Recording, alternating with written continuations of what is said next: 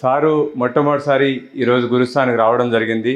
కానీ సారు గురించి మనం ఎన్నో సందర్భాల్లో ఇక్కడ మాట్లాడుకోవడం జరిగింది. గతంలో కూడా ఎన్నో క్లాసెస్ టైంలో. తర్వాత వచ్చేసి మనం ఎస్పెషల్లీ వాణి మేడం అని చెప్పేసి ఇంతకుముందు లాస్ట్ మంత్ బర్త్డే సెలబ్రేషన్ కూడా చేసుకోవడం జరిగింది. ఆ టైంలో కూడా చంద్రశేఖర్ గారి గురించి మనం మాట్లాడుకోవడం జరిగింది. ఎస్పెషల్లీ మరి చంద్రశేఖర్ గారు డాక్టర్ జీకే గారి ద్వారా 1997లో మెడిటేషన్లోకి వచ్చిన తర్వాత మనకి పిరమిడ్ వ్యాలీ తెలుసు. ఎంతమంది తెలుసు పిరమిడ్ వ్యాలీ? ఈ రోజున పిరమిడ్ వ్యాలీ అంత అద్భుతంగా సుందరంగా తీర్చిదిద్దబడిందన్నా కూడా అక్కడ ఈ రోజున కార్పొరేట్ లెవెల్లో వరల్డ్ వైజ్ ఎంతోమంది స్పీకర్స్ వచ్చి అక్కడ సెక్షన్ చేశారన్నా కూడా అదంతా కూడా చంద్రశేఖర్ గారి ద్వారానే జరిగింది. దాంతోపాటుగా మనం ఈ రోజున ఇక్కడ ఇది చాలా బాగుంది ప్రెమిసెస్ అని చెప్పేసి ఈ రోజున చెప్పుకుంటున్నాము. కొన్ని సంవత్సరాల క్రితమే సారు సోల్ ట్రెండ్స్ అనే పేరుతో బెంగళూరులో అతిపెద్ద మెడిటేషన్ సెంటర్ని ఎస్టాబ్లిష్ చేయడము, అక్కడ సెంటర్స్తో పాటుగా స్పిరిచువల్ సంబంధించిన ప్రతి ప్రోడక్ట్ కూడా దొరికేలాగా అక్కడ అవైలబిలిటీ తీసుకొచ్చారు. అది ఈ రోజున మాకు ఎంతో స్ఫూర్తి సార్. తర్వాత ప్యూర్ మైండ్స్ అనే ఒక కంపెనీ స్టార్ట్ చేసి ఆ ప్యూర్ మైండ్స్ ద్వారా సొసైటీలో ఎవరికి వెబ్సైట్లు కావాలన్నా డిజైన్ చేయడం జరిగింది. ఎస్పెషల్లీ దానికి ముందే మనకి PSSM pyramid spiritual societies moment, మరి ఆ మూమెంట్కి సంబంధించిన వెబ్సైట్ ఎంతమంది చూశారు? అది ఈ రోజున ఎన్నో లాంగ్వేజెస్లో రావడం జరిగింది. దాని ద్వారా ఎంతో వర్క్ జరిగింది. Pyramid spiritual societies movement establishment అనేది pyramid spiritual societies movement website ద్వారానే జరిగింది. ఆ వెబ్సైట్ కూడా సార్ ద్వారానే రావడం జరిగింది. ఏదైనా ఒక గడిచిన చరిత్రని మనము తిరిగేసినప్పుడు ఎక్కడన్నా ఒక వ్యక్తి కనబడుతుంటారు. ఎక్కడ ఏ వర్క్లో చూసినా కూడా ఈ వ్యక్తి ఇక్కడ కూడా వర్క్ చేశారా, ఇక్కడ కూడా ఈయన భాగస్వామి ఉందని చెప్పేసి మనము కొన్ని చరిత్రలో చూస్తుంటాం. అలా పిరమిడ్ స్పిరిచువల్ సొసైటీస్ మూవ్మెంట్ యొక్క చరిత్ర గతంలోకి వెళ్తే సార్ వచ్చిన దగ్గర నుండి ప్రతి ప్రాజెక్ట్లో అటు పిరమిడ్ వ్యాలీనే కాకుండా ఏ ప్రాజెక్ట్ వచ్చినా కూడా ఆ ప్రాజెక్ట్లో సార్ భాగస్వామ్యం ఎప్పుడు ఉండి తీరుతుంది. ఈవెన్ మనకి కైలాసపురి మహేశ్వర మహాపిరమిడ్లో కూడా 2019లో ధ్యాన మహాచక్రం అనేది కంప్లీట్గా సారు ఇనిషియేషన్లో జరుపుకోవడం జరిగింది. ఆ టైంలో మనకి ఆ యొక్క మహేశ్వర మహాపిరమిడ్ ఏదైతే ఉందో దానికి కావాల్సిన అరేంజ్మెంట్స్ కోసం ఎంతో కాంట్రిబ్యూషన్ సార్ ద్వారా రావడం జరిగింది. ఇలా చెప్పుకుంటూ పోతే సారు ఎన్ని చేశారనేది అది మాటలో చెప్పలేము. ఈవెన్ ఈ రోజున మనకి డాక్టర్ జీకే గారు స్పిరిచువల్ టాబ్లెట్స్ అంటే అందరికీ తెలుసు. డాక్టర్ జీకే గారి ద్వారా సార్ మెడిటేషన్లోకి వచ్చినప్పటికి కూడా ఈ రోజున డాక్టర్ జీకే గారు ప్రపంచవ్యాప్తంగా ఎంతో వర్క్ చేస్తున్నారు అంటే ఏకైక కారణం చంద్రశేఖర్ గారు. మరి ఆయనకి ఒక కార్పొరేట్ కంపెనీ ఉండేది. మరి ఆ కార్పొరేట్ కంపెనీని కంప్లీట్గా వన్ ఆఫ్ ద పార్ట్నర్గా ఉంటూ ఇన్ఫోసిస్కి దానిలో విలీనం చేసేసి ఈ రోజున ఫుల్ ప్లెజ్డ్ ఐబిఎంలో విలీనం చేసేసి ఈ రోజున ఫుల్ ప్లెజ్డ్గా ఒక కార్పొరేట్ లెవెల్లో మనము ధ్యానాన్ని తీసుకెళ్ళాలి. ఒక కంపెనీలో ఒక ఎంప్లాయీ కాదు, ఆ ఎంప్లాయీని అందరినీ లీడ్ చేస్తున్న ఒక సీఈఓకి ధ్యానం చెప్తే ఆటోమేటిక్గా ఆ ఎంప్లాయీస్కి అందరికీ ధ్యానం వెళుతుంది అనే ఇంటెన్షన్తో బుద్ధా సీఈఓస్ అనే కంపెనీ స్టార్ట్ చేసి ఈ రోజున కొన్ని లక్షల మందికి కార్పొరేట్ లెవెల్లో మరి ఆయన ట్రైనింగ్ ఇస్తున్నారు. ఆయన ప్రతి క్షణము విలువైంది. ఈ రోజున ఆయన విలువైన సమయము మనకి అందింది. మరి ఎంతమంది దాన్ని సద్వినియోగం చేసుకోవడానికి సిద్ధంగా ఉన్నారు? దయచేసి ఈ సెక్షన్ అయిపోయేంత వరకు మధ్యలో ఎవరు వెళ్ళొద్దు. ఎందుకంటే ఇక్కడ సార్ ద్వారా వచ్చే ప్రతి పాయింట్ కూడా ఆణిముత్యమే. అది ఒక పాయింట్ మేబీ మనకు టచ్ చేస్తే అది ఎంటైర్ మన జీవితాన్ని మార్చుకోవడానికి అవకాశం ఉంటుంది. ఇది మీ అందరికీ దక్కిన ఒక అవకాశము. కాబట్టి మరొకసారి ఈ అవకాశాన్ని మనకి ఇచ్చిన చంద్రశేఖర్ గారికి వాణి మేడంకి మరొకసారి మనం వెల్కమ్ చెప్పుకుంటూ సార్ సెక్షన్ స్టార్ట్ చేసుకో ముందుగా సార్ ఫ్యామిలీ ఇందాక చెప్పారు. ఎంటైర్ సొసైటీలో వసుదైక కుటుంబాన్ని మనం మాట్లాడుకుంటూ ఉంటాం కదా. ఒక వసుదైక కుటుంబం మనం ఈ రోజున డైరెక్ట్గా చూడొచ్చు అంటే అది చంద్రశేఖర్ గారి ఫ్యామిలీనే. ఇంచుమించుగా 100 పైన మెంబర్స్ వాళ్ళ ఫ్యామిలీలో ఉన్నారు. ఎంటైర్ వరల్డ్లో ఎన్నో దేశాల్లో వాళ్ళు మెడిటేషన్ స్ప్రెడ్ చేస్తూ ఉన్నారు. ఈ రోజున పిరమిడ్ స్పిరిచువల్ సొసైటీలో చంద్రశేఖర్ గారి ఫ్యామిలీ, జీకే గారి ఫ్యామిలీ అంటే అది యూనిక్ ఫ్యామిలీ. వాళ్ళ ద్వారా సొసైటీకి ఎంత మేలు జరిగిందనేది మనం చెప్పలేము. ఈరోజు ఈ సందర్భంగా అప్పారావు గారికి కూడా ఒకసారి మనం అందరం కృతజ్ఞతలు తెలియజేసుకుందాం ఇంత గొప్ప ఫ్యామిలీని సొసైటీకి అందించినందుకు. Okay, thank you very much sir. Vani madam welcome message. Vani madam Budhashiva quarter foundation co-founder. అలాగే తను ఏదైతే ఒక అద్భుతమైన సెంటర్ స్టార్ట్ చెప్పారో బెంగళూరులో సోల్ ట్రెండ్స్ అనేది, దానికి కారణము దాన్ని రన్ చేసింది అంతా కూడా మేడం.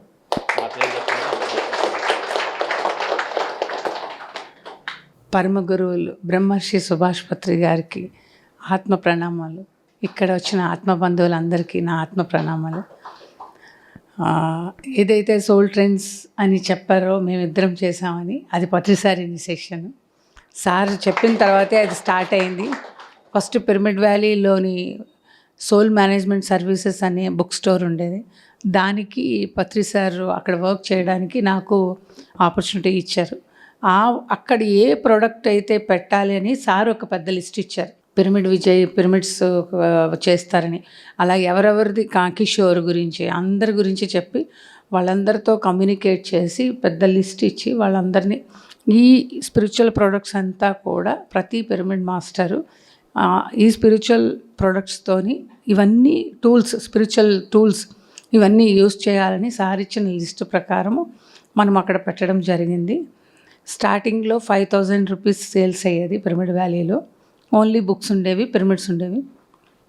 సార్ ఇచ్చిన లిస్ట్ని కంప్లీట్గా పిరమిడ్ వ్యాలీ బెంగళూరు సిటీలో పబ్లిషింగ్ హెడ్స్తో మాట్లాడడము అండ్ ఒక ఏమైతే సార్ చెప్పారో ఒక statues, incense sticks, pyramid chairs, pyramid everything spiritual products అన్నీ మనం అక్కడ పెట్టడం జరిగింది. అవన్నీ పెట్టిన తర్వాత వితిన్ 1 ఇయర్లో ఆ 5,000 రూపీస్ది కాస్త 1.5 lakhs సేల్స్కి వెళ్ళినప్పుడు అది పిరమిడ్ వ్యాలీకి మనీ జనరేట్ అయ్యింది. అలాగా అన్నదానాకి, ఫ్రీ మెడిటేషన్కి అదంతా సార్ గైడెన్స్లోనే అయ్యింది. ఓన్లీ సర్వీస్ యాక్టివిటీ కింద ఎవ్రీ వీక్ అక్కడికి వెళ్ళడము చేయడం అనేది చాలా చాలా ఇష్టపడి నేను ఆ వర్క్ని చేసేదాన్ని. అది 1-2 ఇయర్స్ అయిన తర్వాత సార్ అంతటా సారే మళ్ళీ సిటీలో ఒక సెంటర్ రావాలి పిరమిడ్ వ్యాలీని రిప్రజెంట్ చేస్తూ అని సార్ చెప్పిన ప్రపోజల్కి సోల్ ట్రెండ్స్ స్టార్ట్ అయింది. అది స్టార్ట్ అయిన తర్వాత అక్కడ మెడిటేషను, ఒక meditation room, counselling room and ఈ ప్రొడక్ట్స్ సార్ ఏదైతే చెప్పారో ఇంకా నేను ఫుల్గా చూడలేదు ఇక్కడ ఏదైతే ప్రొడక్ట్స్ అన్నీ స్పిరిచువల్ ప్రొడక్ట్స్ అన్నీ పెట్టి అవి సేల్స్ చేయడానికి ఒక workshop room, meditation room and ఇక్కడ అన్నదానం ఉంది, అక్కడ అన్నదానం లేదు మెయిన్ ఇంపార్టెంట్. అవన్నీ పెట్టిన తర్వాత అవన్నీ కౌన్సిలింగ్ రూమ్ కూడా పెట్టాము. సార్ని అడిగాను అనమాట, కౌన్సిలింగ్ రూమ్ ఉంది సార్, ఎవరైనా మాస్టర్ని మీరు సజెస్ట్ చేయండి అంటే మీరే కౌన్సిలర్ మేడం అన్నారు. అప్పటికి నేను మెడిటేషన్లో దిగి ఇంకా 6-8 ఇయర్స్ అయ్యింది. నేను ఇంకా ఏం కౌన్సిలరు, నాకే డౌట్స్ ఉన్నాయి, నాకే క్లారిఫికేషన్స్ చాలా కావాలి అని నేను మనసులో అనుకున్నాను. కానీ సార్ ముందు చెప్పలేం కదా. సార్ చెప్పిన తర్వాత నేను కూరుకున్నాను.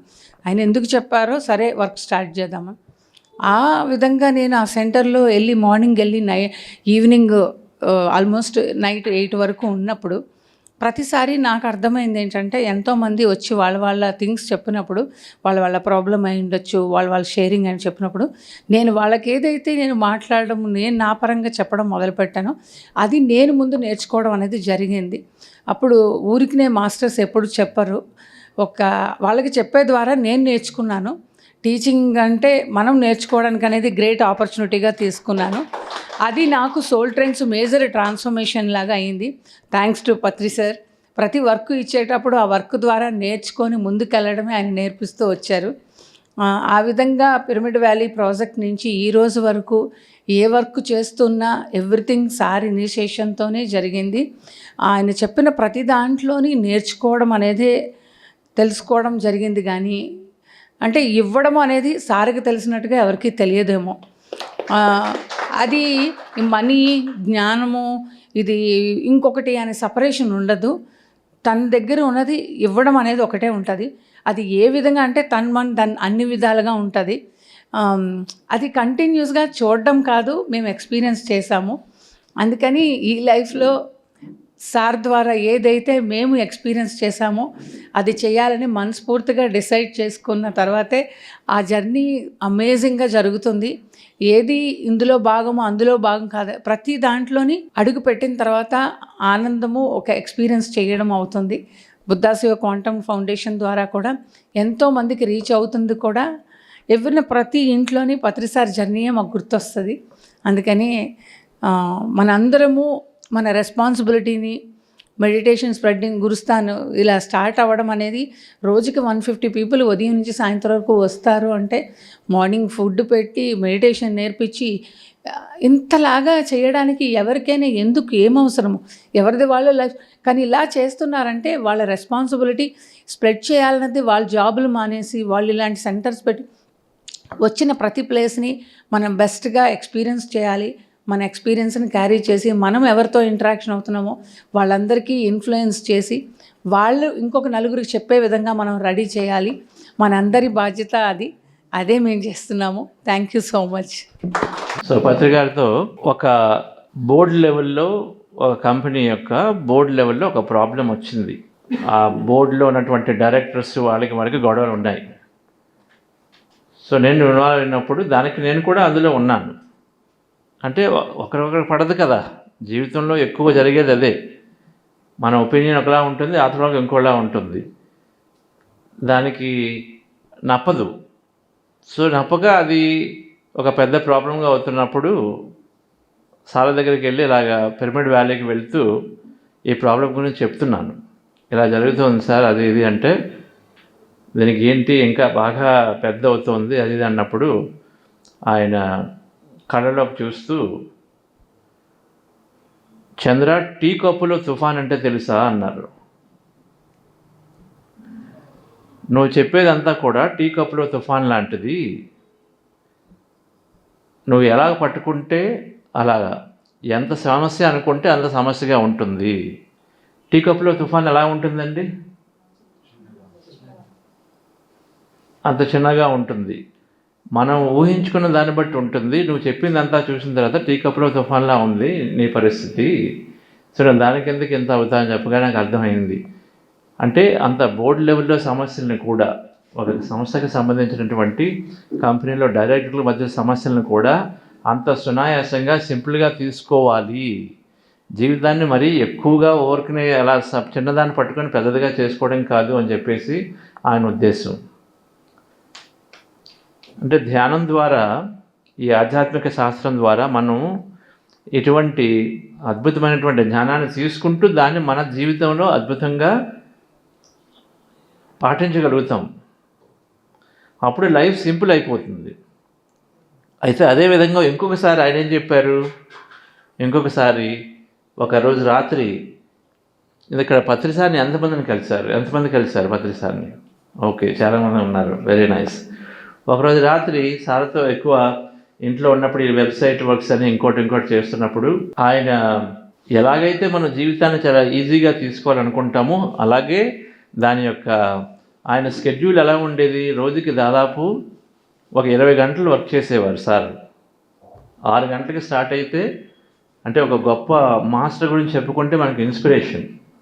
ఆ ఇన్స్పిరేషన్తో మన జీవితం ఉండాలి, మన జీవితంలా ఉండాలి. కానీ ఒక ఇన్స్పిరేషన్, స్ఫూర్తి ఉంటే మనకి ఎప్పుడు కూడా మనం ముందుకు వెళ్తాం. సో 20 గంటల వరకు చేసేవారు. సో మీరు ఎంత ఎక్కువగా చేస్తారు, మీకు స్ఫూర్తి ఏంటి అని అడిగినప్పుడు, నాకు 10 మందికి ధ్యానం చెప్పాలని బాగా ఇష్టం, అది నా జీవిత ధ్యేయం. ఓకే, కొద్దిగా ఆరాంగా చేసుకోవచ్చు కదా, మరీ 15 నుంచి 20 గంటలు రోజుకి ఎందుకు చేయాలి అన్నప్పుడు, నా జీవిత ధ్యేయం అది. నాకు రేపు ఉందో లేదో తెలీదు, అందుకనే నేను ప్రతిరోజు కూడా నా ఆఖరి రోజు అనుకుంటేనే నేను నా వర్క్ వరకు కూడా ప్రతిరోజు కూడా నేను ఆ విధంగానే ఉండి ఎక్కడ కూడా ఒక క్షణం కూడా వేస్ట్ చేయకుండా నేను నా షెడ్యూల్ పెట్టుకుంటాను.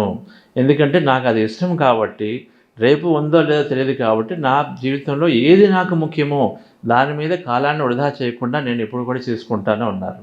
ఆయన ఇన్స్పిరేషన్. అంటే ఒకవైపు మన జీవితాన్ని సింపుల్గా తీసుకుంటాము, రెండో వైపు సమయాన్ని వృధా చేయవద్దు. తొందరగా మన జీవిత ధ్యేయం ఏంటో తొందరగా తెలుసుకుంటే దాన్ని పట్టుకున్నప్పుడు మనం ఎంతైనా ఏ రోజు కూడా, అది చెప్పింది అది, ఒక 10 సంవత్సరాల తర్వాత, ఒక 5 సంవత్సరాల తర్వాత నేను ఒకసారి నా జీవితంలో ఆలోచించుకుంటే అయ్యో నేను అప్పుడు చేస్తుంటే బాగుండేది కదా అన్నటువంటి ఆలోచన రాకూడదు అని నేను నిత్యం కూడా నా కాలాన్ని చక్కగా ఉపయోగించుకుంటాను అన్నారు. సో రెండూ ఉంటాయి.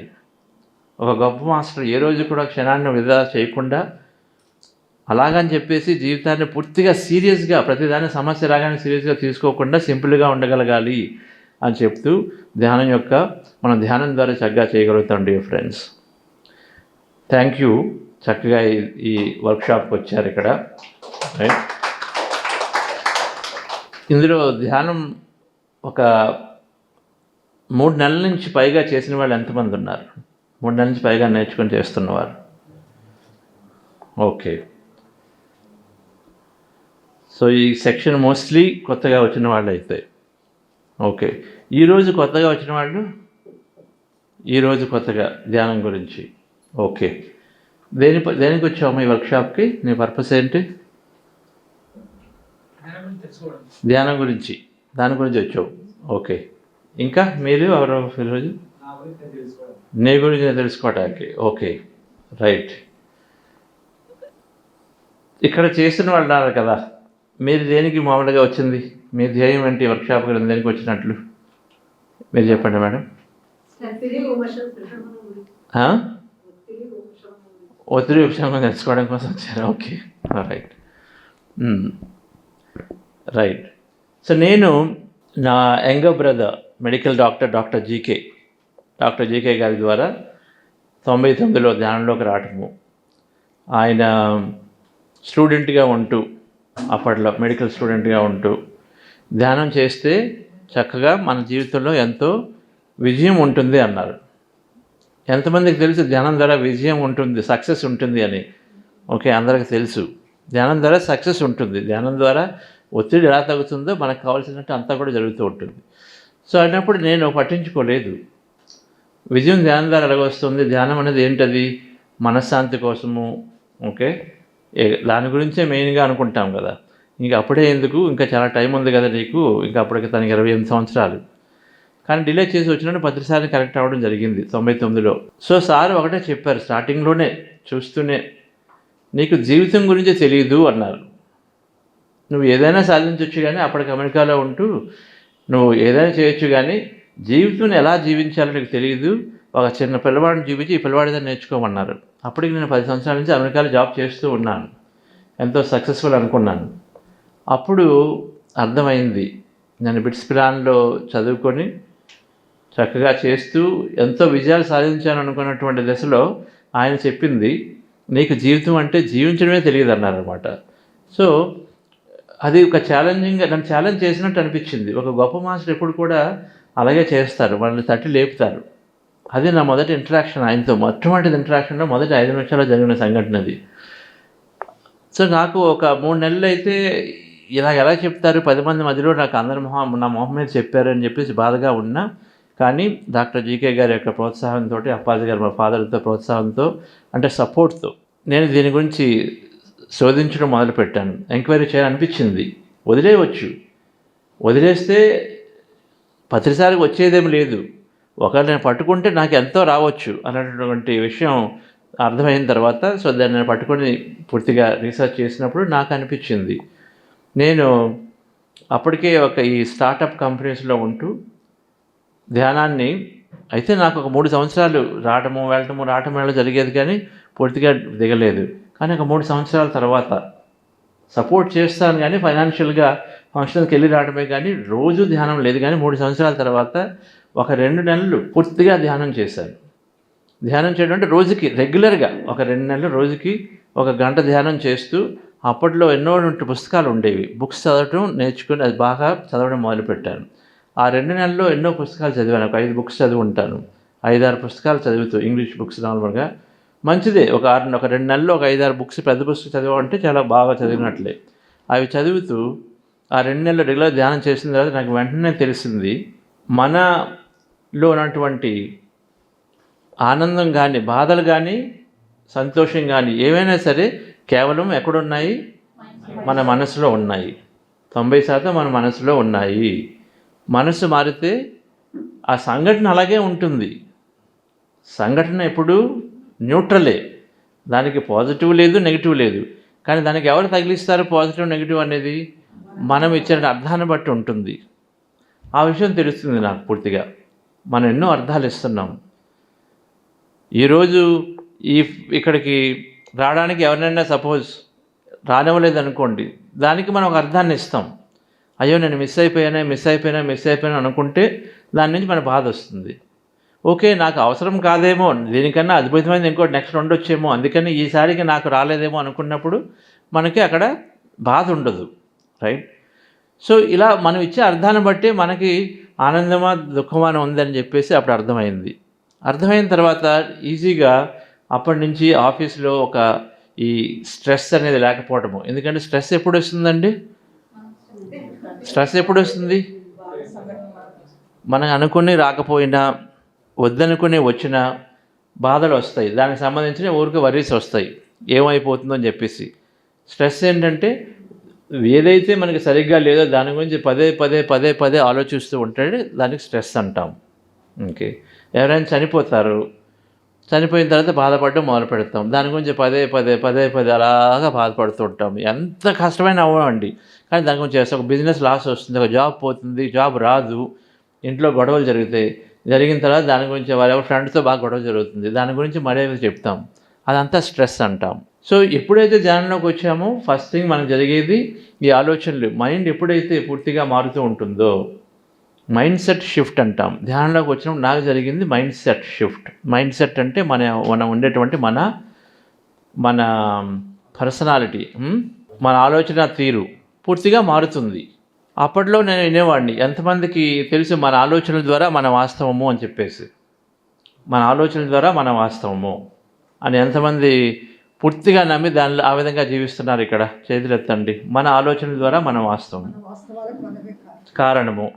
కాబట్టి మనల్ని ఎవరైనా మనకి ఎటువంటి దుఃఖాలు కష్టాలు వచ్చినట్టుగా అనిపించినా, ఎటువంటి సంఘటనలు వచ్చినా మనం ఇది తెలుసుకున్నప్పుడు అవతలి వ్యక్తిని ఊరికనే పాయింట్ చేయడానికి చూడము, ముందు మనలో చూస్తాము. ఎందుకంటే నేను ఎక్కడ ఏం చేశానని చెప్పేసి. సో నాకు అప్పట్లో మన వాస్తవానికి మనమే కారణమని బాగా అర్థమైనప్పుడు అది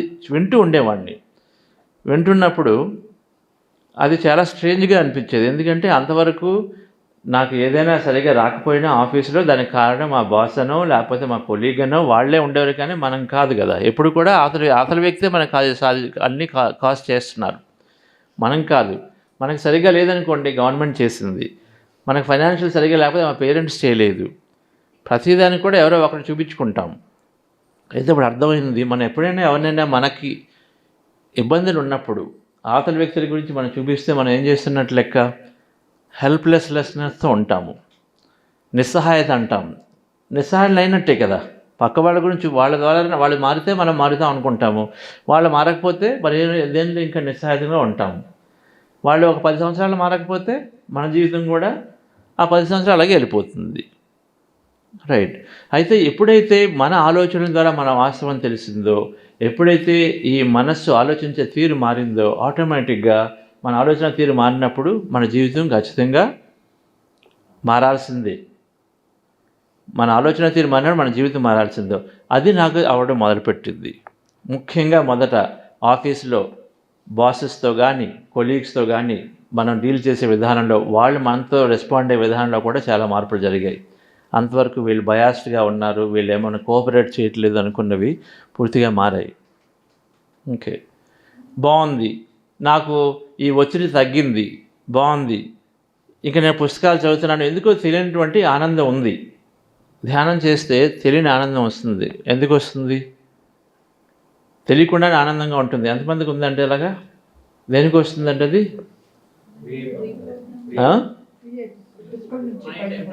ఫ్రీ అయిపోతాం. అన్ని గురించి గతం గురించి వదిలేస్తూ ఉంటాం. గతం గురించి వదిలేగానే ఫ్రీ అయిపోతుంటాం. ఎప్పటికప్పుడు మనం అవసరం లేని విషయాలు మర్చిపోతుంటాం, అవసరం లేనివి. ధ్యానం చేసే వాళ్ళకి ఏమవుతుందంటే అవసరం లేని మర్చిపోతాం, కానీ పోనీ అటువంటి లేని వాళ్ళకి కూడా ధ్యానం చేస్తే ఆనందం వస్తుంది. మనకు మామూలుగా ఆనందం ఎప్పుడు వస్తుందండి? ఏదైనా మనకు కావాల్సింది చేసినప్పుడు మనకు ఆనందంగా అనిపిస్తుంది. దానికి కారణం ఏంటంటే, సపోజ్ ఈరోజు మీకు 10 పనులు ఉన్నాయనుకోండి, 10 పనుల్లో 5 పనులు చేసేసారనుకోండి, బాగా హ్యాపీగా ఫీల్ అవుతారు. ఫస్ట్ పని చేసేస్తారు, సెకండ్ పని చేసేస్తారు, మూడోది చేసేస్తారు, నాలుగోది చేసేస్తారు. చేస్తున్నప్పుడల్లా మనకి ఆనందం ఇంకా ఇంకా వస్తూ ఉంటుంది. ఇదెందుకంటే ఎప్పుడైతే మనం ఒక సిగ్నల్ ఇచ్చుకుంటామో మనకు మనమే చెప్పుకుంటాము, ఓకే పని అయింది బాగుంది అని మనకు మనమే తెలియకుండా ఒక సిగ్నల్ ఇచ్చుకున్నప్పుడు మన బ్రెయిన్లో ఒక కెమికల్ ఉత్పత్తి అవుతుంది. ఓకే, ఆ కెమికల్ని డోపమైన్ అనే కెమికల్ ఉత్పత్తి అవుతుంది. దాని ద్వారా మనకి ఏంటంటే మనకు బాగా ఉన్నట్టుగా మనకు ఫీలింగ్ ఉంటుంది, ఫీల్ గుడ్ అంటాము. అది ధ్యానం చేస్తే ఆటోమేటిక్గా బాగా ఉత్పత్తి అవుతూ ఉంటుంది. మనం ప్రత్యేకంగా పని చేయాల్సిన అవసరం లేదు. మనకి ఏదైనా కావాల్సిన చేసినప్పుడు మనకి ఏదైతే ఆనందంగా ఉంటామో అది ధ్యానం చేస్తే ఆ కెమికల్ అది ఆటోమేటిక్గా ఉత్పత్తి అయ్యి మనకి ఆ విధంగా ఫీలింగ్ అయ్యేట్ చేస్తుంది అనమాట. ధ్యానంలో ఒక అద్భుతమైనటువంటి అటువంటిది ఉంది. ఎన్నో కెమికల్స్ ఉత్పత్తి అవుతాయి ధ్యానంలో. మనం బయట ఏదైతే చేద్దాం, ఒక సపోజ్ ఒక నేచర్కి వెళ్ళాం అనుకోండి, ఒక పార్కులోకి నడిచి వస్తాము, ఒక గ్రీనరీ ఉంటుంది, అక్కడ మనకు ఒక ఫీలింగ్ మారుతుంది. మనం ఎటువంటి మూడ్లో ఉన్నా కూడా మన మూడ్ మారిపోతాం అక్కడికి వెళ్ళిన తర్వాత, అంతేనా? కోపంగా ఉంటాం, అక్కడికి మూడ్ మారుతాం. ఈ మూడ్ మారితే ఎలాగైతే ఉంటామో దానికి కావాల్సినటువంటి కెమికల్ మన ధ్యానంలో ఉత్పత్తి అవుతుంది. ఓకే, అంటే మనం ఎక్కడికో వెళ్ళాల్సిన అవసరం లేదు. వెళ్ళకుండా అక్కడ కబుక్కుని ధ్యానం చేసుకున్నా కూడా మళ్ళీ అదే స్థితిలోకి వస్తాం అనమాట. ఓకే, సో మనస్సులో ఎన్నో రకాల చేంజెస్ని ధ్యానం చక్కగా ప్రతిదీ కూడా మన బయట అంటే అవుట్వర్డ్గా ఒక పార్కులోకి వెళ్ళాలనో లేకపోతే ఏదైనా పని చేస్తేనే బాగుంటుంది, లేకపోతే 10 మందితో మాట్లాడితేనే బాగుంటుంది.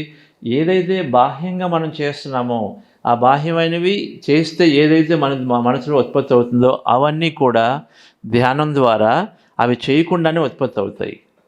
ఓకే, సో దానివల్ల మనం ఏంటంటే ఎప్పుడు కూడా మనలో మనం ఉండగలుగుతాం. అది నాకు అర్థమైంది, మొదలుపెట్టింది అక్కడ. నేను తెలియకుండానే ఆనందంగా ఉండటం ఇవన్నీ అర్థమవుతున్నాయి. అయితే నాకు అంతగా అక్కడికి సైంటిఫిక్గా తెలియదు, కానీ జరుగుతుంది, బాగుంది అనిపించింది. ఇంకా అలా కొద్దిగా ముందుకు వెళ్ళినప్పుడు నాకు విమానాల్లో వెళ్ళినప్పుడు చెవులతో ప్రాబ్లం వచ్చేది. అది దానివల్ల ఏంటంటే నేను అమెరికాలో ఉంటూ ఇండియా అటు ఇటు బాగా ఎక్కువ తిరుగుతున్నప్పుడు దానివల్ల బాగా ఇబ్బందిగా ఉండి నేను మెల్లగా అంటే బాగా నొప్పి వచ్చేది. నొప్పి వచ్చినప్పుడు ఇంకా దానికి యాంటీబయాటిక్స్ తీసుకోవాలి, కానీ పెయిన్ బాగా స్ట్రాంగ్గా ఉన్నప్పుడు ఎంతోమంది డాక్టర్ని కలిసి అందరూ చెప్పింది ఇది జీవితాంతం ఉండే ప్రాబ్లం. ఎందుకంటే మీరు ఎక్కి దిగినప్పుడు ఆ ప్రెషర్ డిఫరెన్స్ ఉంటాయి, దాన్ని మీ బాడీ సరిగ్గా తీసుకోవట్లేదు, అందుకే నీకు ఇలాగే ఉంటుంది మీకు అని చెప్పేసి చెప్పడం జరిగింది ఎంతోమంది అమెరికాలో కూడా. ఓకే అని చెప్పేసి ఇంకా దానికి రాజీ పడి నేను నా ప్రయాణాన్ని తగ్గించుకుంటూ వచ్చేవాడిని. అంటే ప్రయాణం తగ్గించుకోవడం అంటే దానికి సంబంధించి నా కెరీర్ పరంగా కూడా నేను స్లో డౌన్ అయిపోతున్నాను అప్పటికి. ఎందుకంటే నేను ఆ జాబులో నేను ప్రయాణం చేయాలి, ఒక ప్లేస్ చూసి వెళ్తూ ఉండాలి. సో నాకు ఇది ఇబ్బందిగా ఉంది కానీ నేను స్లో డౌన్ అంటే నా కెరీర్ని నేను దానికి బ్రేక్ చేసుకుంటున్నాను స్లోగా, నాకు ఇష్టం లేకుండా ఉందన్నమాట. ఈ తెలియకుండా ఈ ధ్యానం అప్పుడు వచ్చినప్పుడు ఒక 4 నెలల తర్వాత నేను రెగ్యులర్గా ధ్యానం చేస్తే తర్వాత నెక్స్ట్ టైం ఇలాగే ఒకసారి బెంగళూరు నుంచి అమెరికా వెళ్తున్నప్పుడు నాకు ఆ ప్రాబ్లం రాలా. ఇదే చాలా బాగుంది అనిపించింది. అప్పటికి 5 సంవత్సరాల నుంచి బాగా సఫర్ అవుతున్నాను ప్రతిసారి ఇలా వచ్చినప్పుడు. ఇదేదో బాగుంది కదా అని నెక్స్ట్ టైం వెళ్ళినప్పుడు అప్పటికే నేను బాగా వినడం మొదలుపెట్టాను. ఏంటి, మన దేహం చక్కగా ఎంతైనా హీలింగ్ పవర్తో ఉంది, ఎలాగైనా చక్కగా దేహంలో హీల్ చేసుకుంటుంది, దానికి మళ్ళీ ఏం అవసరం లేదనే విషయం తెలుస్తూ ఉంది. చూస్తూనే ఉన్నాను. సో నాకు అనిపించింది. సో రెండోసారి మళ్ళీ వెళ్ళినప్పుడు నాకు చాలా బాగా అనిపించింది. ఫస్ట్ టైం ఈ ఒక 4 నెలల తర్వాత ధ్యానం చేస్తూ ఆపర్చునిటీ రావడము అని మళ్ళీ ప్రయాణం చేసినప్పుడు ఆ నొప్పి లేదు. సో రెండోసారి నాకు అనిపించింది అయితే ఇక నొప్పి లేదు కదా, ఈ ట్యాబ్లెట్లు కూడా అవసరం లేదు, అయితే ఎందుకు ఆ కొద్దిగా మందులు తీసుకునేవాడిని అప్పట్లో. ఎందుకంటే డాక్టర్ చెప్పింది నీకు దీనికి సొల్యూషన్ లేదు, నొప్పి వస్తే నొప్పికి కంట్రోల్ చేయడానికి పెయిన్ కిల్లర్స్ ఇవన్నీ ఉంటే వేసుకోమన్నారు. సో ఇంక ఇవి కూడా అవసరం లేదు అని చెప్పేసి ఒక డెసిషన్ తీసుకొని చూద్దాము, అది ఉండబట్టి నేను అవుతుందేమో అని చెప్పేసి నేను వదిలేస్తే అప్పుడు కూడా రాలేదు. సో అప్పటి నుంచి 2002 నుంచి ఈ రోజు వరకు కూడా నేను మళ్ళీ మందుల జోలికి వెళ్ళాల్సిన అవసరం రాలేదు దేనికైనా సరే. ధ్యానం ద్వారా మనకి బాగా మన ఆలోచన ద్వారా మనం అనుకున్నది జరుగుతుంది అని బాగా నమ్మగలగాలి అంటే మన మీద మనం ప్రయోగాలు చేసుకోవాలి. నేను అందుకనే అప్పట్లో, ఇప్పుడు నా హెల్త్ నా చేతిలో ఉందా మీ చేతిలో ఉందా? నా చేతిలో ఉంది. సపోజ్ మీకు డబ్బులు కావాలనుకోండి, మీ ఫాదర్తోటో మదర్తోటో మాట్లాడుకోవడానికి ఇద్దరూ కలిపి ఓకే చేయాలి. హెల్త్ వరకు అయితే మన చేతిలోనే ఉంది కాబట్టి మనకి చాలా ఈజీ అనమాట. ఈజీ, అదేదో ఒక గొప్ప విషయం కానీ కాదు. మందులు లేకుండా ఉంటే ఎన్నో లాభాలు ఉన్నాయి, మనం ఫ్రీ అయిపోతాం కదా ఫస్ట్. మందులతో ఉన్నవాళ్ళు ఏం చేస్తారు, సబ్బుక్కుని హిమాలయ ట్రిప్ వచ్చింది అనుకోండి, ఏమనుకుంటా అమ్మో అక్కడికి వెళ్తే డాక్టర్ ఉండకపోతే నాకేమవుతుంది అనుకొని అలా తెలియకుండా ఎన్నో లిమిటేషన్స్ వస్తాయి. ఎక్కడికైనా ట్రావెల్కి వెళ్ళినా, లేకపోతే ఆ యాంగ్జైటీ ఉంటుంది, చిన్న సైన్స్ రాగానే ఏదో రాబోతుంది మళ్ళీ అని చెప్పేసి, ఇవన్నీ చాలా ఉంటాయి. మనకు ఒక లేనిటువంటి గొప్ప కాన్ఫిడెన్స్ వస్తుంది. ముఖ్యంగా కోర్స్ లాంగ్ టర్మ్ సైడ్ ఎఫెక్ట్లు ఎన్నైనా ఉన్నాయి, మందులు తీసుకున్నప్పుడు టెంపరీ కదా, ఫిజికల్ బాడీకి సంబంధించింది. సో నేను దాని మీద బాగా నమ్మి అది పూర్తిగా అంటే మన ధ్యాన శక్తి ద్వారా. అయితే ఇది కారణానికి 2 ఉన్నాయి. ఒకటి ధ్యానం అయితే, 2 శాకాహారంగా కావటము. శాకాహారం అనేది ఖచ్చితంగా ఈరోజు ఆరోగ్యం అంత అద్భుతంగా ఉందంటే కారణం 2 అని చెప్తాను. మూడోది కోర్స్ మా ఇంట్లో పిరమిడ్ ఎనర్జీ అనేది చాలా అద్భుతంగా ఉంటుంది. ఎక్కడ చూసినా పిరమిడ్లు ఉంటాయి. ఇక్కడ ఎలాగైతే మనం చూస్తున్నామో పిరమిడ్లు అనేవి ఫ్రీ కదా, శక్తి. ఎంతమంది వాడుతున్నారండి పిరమిడ్లు? పిరమిడ్లు అనేవి ఫ్రీ శక్తి. చక్కగా ఏమీ లేకపోతే కనీసం ఒక పేపర్తో సరే పిరమిడ్లు చేసుకొని పెట్టుకుంటే ఆటోమేటిక్గా ఎనర్జీ అనేది వస్తూ ఉంటుంది, ఎక్స్ట్రా ఎనర్జీ. సో ఈ 3 ఉంటే మన ఆరోగ్యం నిత్యం కూడా అద్భుతంగా ఉంటుంది. దాని ద్వారా నాకు జరిగింది డబ్బుకు సంబంధించి కాకపోయినా నాకు టైము బాగా అద్భుతంగా సేవ్ అయింది. కాలం అనేది చాలా చాలా ఇంపార్టెంట్ అనుకుంటాను నేను. సో నా ఉద్దేశంలో కాలం నాకు ఎంతో సేవ్ అయింది. 2 ఆ యాంగ్జైటీ లేదు. నేను ఎటుపక్క ఏ కంట్రీకి వెళ్ళినా, ఇప్పుడు ఆఫ్రికా కంట్రీస్కి వెళ్ళినప్పుడు అక్కడ ఎల్లో ఫీవర్ ఉందని, ఇంకోటి ఉందని భయాలు ఉండేవి కాదు. రైట్. కరోనా అంటే అసలు భయమే లేదు ఏ రోజు కూడా. ఇక్కడ కూడా అటువంటి మాస్టర్లు ఉన్నారా? కరోనా అంటే చక్కగా తిరగలిగిన మాస్టర్స్, అద్భుతం అంతే. ఎందుకంటే మనకు తెలుస్తూ ఉంటుంది వైరస్ అని మనం అనుకుంటే మనకి, రైట్. నేను అనుకునేవాడిని ఎంతసేపు, నువ్వు పక్కవాడికి జలుబు వచ్చినప్పుడు మనకు వచ్చేస్తుంది అనుకుంటున్నాను. వెస్ట్లో అయితే ఇంకా ఎక్కువ ఉంది ఇది. వాళ్ళకి వచ్చింది కదా, నువ్వు దూరంగా ఉండి ఒక 3 రోజులు రావద్దు, మీకు ద్వారా అందరికీ వస్తుంది అనుకుంటారు. ఏది కోల్డ్ కాఫ్ వస్తేనే, ఇంకే ఫ్లూ అంటాము, ఫ్లూ అనేది. కానీ తర్వాత అర్థమైంది, ఎప్పుడైతే మన ధ్యానం ద్వారా మన ఆలోచనలు మారుతుంటే మన దేహం రెస్పాండ్ అవుతుంది. కాబట్టి పక్కవాడి ద్వారా మనకు ఫ్లూ రావడం కేవలం మనం అనుకుంటున్నాం కాబట్టి వస్తుందనే విషయం మాత్రం పూర్తిగా అర్థమవుతుంది. అది కొద్దిగా కష్టం, కొద్దిగా ఎక్స్పర్ట్స్కి అర్థం అవడం కష్టం. కానీ దానికి సంబంధించి కావాల్సినంత శాస్త్రం అయితే ఇప్పుడు ఉంది. ఓకే, ఇప్పుడు చాలా శాస్త్రం ఉంది, దాని ద్వారా మనం తెలుసుకోవచ్చు.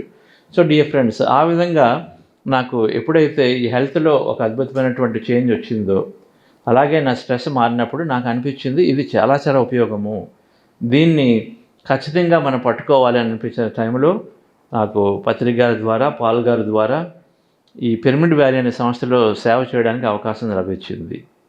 వెంటనే పట్టుకున్నాను. సేవ అవకాశం వస్తే మాత్రం పట్టుకోవాలి. ఒకవేళ నాగేంద్ర గారి ద్వారా ఈ సెంటర్లో కానీ ఎక్కడైనా సరే మనకు సేవ అవకాశం పట్టుకోవాలి. ఎందుకంటే ఇప్పుడు మీరు ఒక సంగీతం బాగా నేర్చుకోవాలనుకోండి, ఎక్కడ ఏం చేయాలి? మన సంగీతం నేర్చుకోవాలంటే క్లాసులు వినాలి, ఒక మంచి గురువుని పట్టుకోవాలా? మనం చూస్తామా ఫస్ట్, లేకపోతే ఎక్కడ పడితే అక్కడికి వెళ్ళిపోతామా? ఒక మంచి టీచర్ని పట్టుకుంటాం కదా, ఎవరురా బాగా చెప్తారు ఇక్కడ అని చెప్పేసి మనం చూస్తాం. చూసిన తర్వాత మనం మ్యాక్సిమం ఆ టీచర్ని టైం దొరికితే ఆ టీచరు లేకపోతే అక్కడ చుట్టినటువంటి మంచి స్టూడెంట్స్ని మనం పట్టుకుంటాం. సో అదే విషయం ఇక్కడ కూడా. దీనిలో ఉన్న లోతులు తెలుసుకోవాలి అనిపించింది నాకు. తెలుసుకోవాలంటే ఆ ఆధ్యాత్మిక మెడిటేటర్స్కి ఉండాలి, మెడిటేటర్స్ మంచి గురువులు ఉండాలి. కోర్స్ అక్కడ పత్రిక గారు ఆల్రెడీ ఉన్నారు, కానీ ఆ మెడిటేటర్స్తో కలిసి ఉండాలంటే నాకు అనిపించింది సేవలో దిగితే ఆటోమేటిక్గా ఉంటుంది. ఇటువంటి సెంటర్కి రావాలి రెగ్యులర్గా, వచ్చి కోర్స్ కలుస్తాము. అదే నాగేంద్ర గారితో కొద్దిగా టైం స్పెండ్ చేయాలనుకోండి, ఆయనకి నచ్చింది చేస్తే నాకు నచ్చింది నన్ను చేస్తారా చేయరా?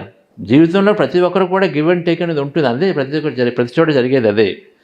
సో సేవలో దిగితే ఆటోమేటిక్గా నేను ఒక గొప్ప గొప్ప మాస్టర్స్ తోటి, పత్రికాలతోటి చక్కగా దగ్గరగా ఉండి చేయగలుగుతాను ఉద్దేశంతో మాత్రం నేను మొదట్లో సేవలో దిగాను. అయితే ఎందుకు, నాకు దానిలో లోతులు తెలుసుకోవాలనిపించింది కాబట్టి. సో వచ్చిన 6 నెలలకే సేవలో దిగిపోయాను. నేను ఎప్పుడైతే నేను నేర్చుకున్నానో పూర్తిగా, వెంటనే నేను సేవలోకి దీనిలో దిగడం జరిగింది. పిరమిడ్ వ్యాలీకి మన సోల్ నేచర్ ఏంటంటే, మన జీవితం సోల్ నేచర్ ఏంటి? మనం ఏదైనా ఒక మాట ఇచ్చామంటే మాటకి కట్టుబడడానికి మనం నిత్యం ప్రయత్నిస్తాం, అంతేనా? మాట ఇచ్చిన తర్వాత మీరు ఒక మంచి కూర చేసి పెడతారంటారు, తర్వాత చేయలేదనుకోండి, బ్రేక్ చేస్తే మీకు అనిపిస్తుంది లోపల, అయ్యో ఎందుకు చేయలేకపోయినా, చెప్పాను కదా, అది ఆ మాత్రం కర్రీ చేయలేకపోయినా అనిపిస్తుంటుంది, రైట్? మాట ఇస్తే మనం మాటకి కట్టుబడడానికి మన నేచర్ ఉంటుంది. సో ఆటోమేటిక్గా మనం అలా ముందుకు వెళ్తాం. మనం ఏదైనా కావాలంటే మనం ఏం చేయాలి? కామ్గా ఉంచుకోవడం కాదు, మనం డిక్లేర్ చేయాలి 10 మందితో, నేను ఇది చేస్తున్నాను అని చెప్పేసి ఒక డిక్లేర్ చేయగలగాలి. మనం ఏం చేస్తాం చాలాసార్లు, వద్దులే నేను చేస్తే వాళ్ళేమనుకుంటారు, వాళ్ళకి దిష్టి పెడతారు, లేకపోతే కిందకి లాగేస్తారని చెప్పేసి కాదు. మనం ఎక్కడైతే మనకు మన వెల్ విషర్స్ ఉంటారో వాళ్ళతో చక్కగా ఫ్రీగా మనం ఏదైనా చేయాలనుకుంది మనం దాని గురించి యాక్టివ్గా మాట్లాడాలి. ఓకే, నేను నెక్స్ట్ మంత్ నుంచి రోజుకి మార్నింగ్ 6 గంటలు లేచి 6 నుంచి 7 లేకపోతే 4 లేచి 4 నుంచి 6 2 గంటలు ధ్యానం చేయాలనుకుంటున్నాను అంటే దాని గురించి మీరు ఖచ్చితంగా మాట్లాడాలి. నేను ఒక చెప్తాను, తర్వాత వాళ్ళు ఏమైనా చేయలేకపోతే నన్ను హేళన చేస్తారు, లేకపోతే నేను ఎన్నో చెప్పాలి అంటారు అనుకొని చెప్పడం మానేయం కాదు.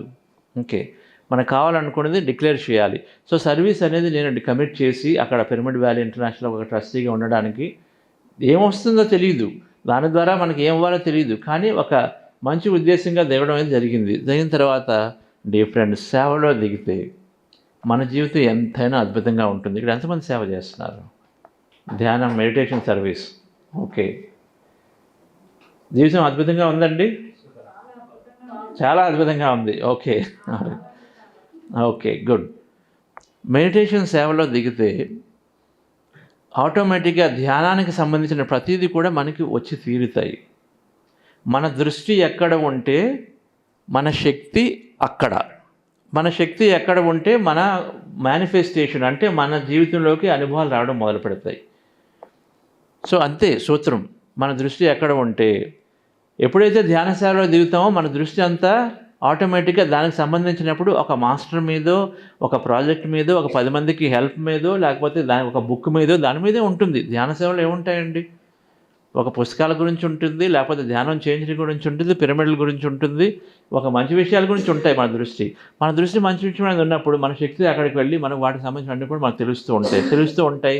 మన జీవితం ఎప్పుడు కూడా మారిపోతూ ఉంటుంది. ఓకే, అదే నా విషయంలో కూడా జరిగింది. చక్కగా నా కంపెనీ పెరగటము, నేను ఇంకా ఎంతో ఈ సేవా కార్యక్రమాల్లో ఉండటము, దాని ద్వారా ఈరోజు చూసుకుంటే నాకు అనిపించింది పిరమిడ్ వ్యాలీ ఇంటర్నేషనల్ అనే ఒక ప్రాజెక్టు స్టార్టింగ్లో ఏమీ లేనప్పుడు స్టార్ట్ చేసాం. ఇప్పుడు సార్ స్టార్ట్ చేసినట్టుగా ఈరోజు 20 సంవత్సరాల తర్వాత, ఎగ్జాక్ట్గా 2003 నుంచి అంటే 20 సంవత్సరాలు అయింది.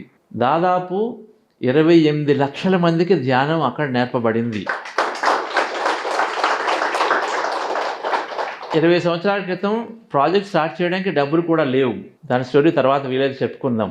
కానీ అటువంటిది స్టార్ట్ చేయబడిన తర్వాత తెలియకుండా ఆ ప్రాజెక్ట్ కంప్లీట్ అయ్యి ఎవరో ఒకరు రావటం అంతే. ఎందుకంటే మన దృష్టి అక్కడ ఉంది కాబట్టి ఆటోమేటిక్గా అది పెరగడం మొదలుపెట్టి 20 సంవత్సరాల తర్వాత ఆల్రెడీ 28 లక్షల మందికి ధ్యానం చెప్పడం జరిగింది.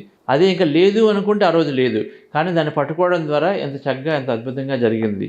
అప్పటికి ఆ ప్రాజెక్ట్ స్టార్ట్ అవ్వడానికి ప్రతిసారి బెంగళూరులో మహా అయితే ధ్యానం చేసే ఎంతమంది ఉన్నారు? ఒక 10-20 మంది ఉన్నారు అంతే. బెంగళూరులో మూమెంట్ అంతా ఆంధ్రాలో ఉంది, కానీ కర్ణాటకలో చాలా తక్కువ. కానీ సార్ యొక్క ధ్యేయము, సార్ యొక్క విజన్ ఏంటిది ఇందాక అనుకున్నాం, ఆలోచన ద్వారా వాస్తవము. సో అంత ఆలోచన ఉంది, ఒక మెసేజ్ ఉంది. సో ఆటోమేటిక్గా అనుకున్నారు. బెంగళూరులో నాకు ఎక్కువ మంది లేరు, నేను అవుతుందో అనుకోలే, కానీ అక్కడ దిగారు. ఎందుకంటే ఆలోచన ద్వారా ఉంది, అక్కడ మనుషులు ఉన్నారా లేదని సంబంధం లేదు, మన ఆలోచన అంతా ఉంది అనే విషయంతో పట్టుకోవడం జరిగింది. ఆటోమేటిక్గా ఆ ప్రాజెక్టు అలా అంచెలంచెలుగా పెరుగుతూ ఎంతోమందికి, లక్షల మందికి ధ్యానం చెప్తూ ఒక ఇంటర్నేషనల్గా అద్భుతంగా ఒక సెంటర్గా తయారైంది. ఎందుకు? నిత్యం మనం దాని మీద ధ్యాస ఉంచగలిగాం కాబట్టి, మన ఫోకస్ ఉంచగలిగింది కాబట్టి ధ్యానం ద్వారా అది మనకు అద్భుతమైనది వస్తుంది. మన ఫోకస్ అనేది ఉండాలి. మనం అనుకోవడం ఒకటి, ఏదైనా చేయాలనుకోవడం ఒకటైతే రెండు దాని మీద మన దృష్టి ఉంచగలగాలి. దృష్టి కావాలంటే మనం నిత్యం కూడా ఒక టార్గెట్ ఫోకస్ ఉండాలి. ధ్యానం మనలో అది ఆ ఫోకస్ని అద్భుతంగా క్రియేట్ చేస్తుంది. ఒక జాబ్ కావాలి, ఈరోజు ఒక టైప్ జాబ్ అనుకుంటాం, ఒక 10 రోజుల తర్వాత ఒక 10 మంది ఫ్రెండ్స్తో కలిసినప్పుడు వాళ్ళు అంటారు ఈ జాబ్ ఎందుకు, నీకు ఇది చేసుకుంటే బాగుంటుంది. ఇక్కడి నుంచి అక్కడికి వెళ్తాం, ఇంకో 20 రోజుల్లో అక్కడి నుంచి ఇంకో చోటుకి వెళ్తాం. ఈ లోపల ఎవరో ఎంటెక్ చేయమంటారు, ఇదెందుకు ఎంటెక్ అంటాం. సో మన దృష్టి అక్కడ ఫోకస్ ఉందా లేదు, అటు ఇటు పరిగెడుతుంది. సో ధ్యానం ద్వారా ఒక ఫోకస్లో ఉండగలిగిన ఆటోమేటిక్గా వస్తాయి. So different. సో ఆ విధంగా నేను ఎప్పుడైతే ధ్యాన సేవలోకి దిగినప్పుడు నా బిజినెస్ పెరుగుతూ ఈ పిరమిడ్ వ్యాలీ అనే ప్రాజెక్టు నా సేవ పెరుగుతూ కూడా జీవితం అద్భుతంగా ఉంది. సో తర్వాత పత్రి గారు ఒకసారి మనము ఈ కార్పొరేట్ సంస్థలోకి తీసుకెళ్లాలన్నప్పుడు 2015లో బుద్ధా CEO అని చెప్పి ఒక సంస్థ కాదు ముందు ఒక కాన్ఫరెన్స్ చేద్దామన్నారు. బుద్ధా CEO అంటే ఏంటి? బుద్ధా CEO అంటే ఏమైనా చెప్పగలరా? ఏంటండి మీకేమనిపిస్తుంది మేడం బుద్ధా CEO అంటే? ఆయన పాటించినట్టు CEO అంటే ఏంటి తెలుసా మీకు? చీఫ్ ఎగ్జిక్యూటివ్ ఆఫీసర్ అంటే ఒక కంపెనీకి అధినేత. మన జీవితానికి అధినేత ఎవరు? మనము. ఓకే, సో వచ్చింది కదా. సో అధినేతగా ఉండాలి ఎక్కడ? బయట ప్రపంచంలో. మన జీవితానికి, మన కుటుంబానికి, మన కమ్యూనిటీకి, మన సంస్థలకి, మన దేశానికి ఎలాగైతే అనుకోండి, దానికి అధినేతగా ఉండాలి బయట. ఎటువంటి అధినేతగా ఉండాలి? బుద్ధుడైనటువంటి మన ఇన్నర్ ప్రపంచంలో బుద్ధుడిగా అయ్యి ఒక బుద్ధుడిలాగా అధినేతగా బయట ఉండగలగాలి. అంటే లోపల బుద్ధుడిగా ఉండాలి, బయట ఆ బుద్ధత్వంతో ఒక అధినేతగా ఉంటే మన జీవితం మనదే కాదు 10 మందికి కూడా అద్భుతంగా మనము లీడ్ చేయగలుగుతామని చెప్పేసి బుద్ధ CEO స్టార్ట్ చేశారు. ఓకే, మన అంతర్ప్రపంచంలో అందరికన్నా గొప్ప వ్యక్తి ఎవరు?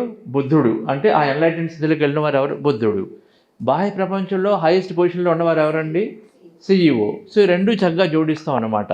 ఓకే, సో బుద్ధ CEO అని చెప్పేసి ఒక కాన్ఫరెన్స్ చేయమన్నారు, చేశాము. అలాగే 2 సంవత్సరాలు అయిన తర్వాత దాన్ని ఒక సంస్థగా కోవిడ్ టైంలో బుద్ధ CEO క్వాంటమ్ ఫౌండేషన్ నేను మా కొలీగ్స్తో కలిపి సార్ యొక్క స్ఫూర్తితో, సార్ ఇన్స్పిరేషన్తో స్టార్ట్ చేయడం జరిగింది. జరిగిన తర్వాత మనం చక్కగా ఎంతోమందికి ఈ ధ్యానాన్ని కార్పొరేట్ సంస్థల్లోనూ, గవర్నమెంట్స్లోనూ, అలాగే స్టూడెంట్స్కి చాలామంది కాలేజీలో చెప్పడం జరుగుతుంది. ఒక సైంటిఫిక్గా చెప్పాలి అని చెప్పేసి, శాస్త్రీయబద్ధంగా చెప్పాలని చెప్పేసి. రైట్ ఫ్రెండ్స్, సో ముందుగా ఇదంతటికీ కారణమైనటువంటి పత్రి గారికి ఒకసారి పూర్తిగా చప్పట్లు కొడదాము.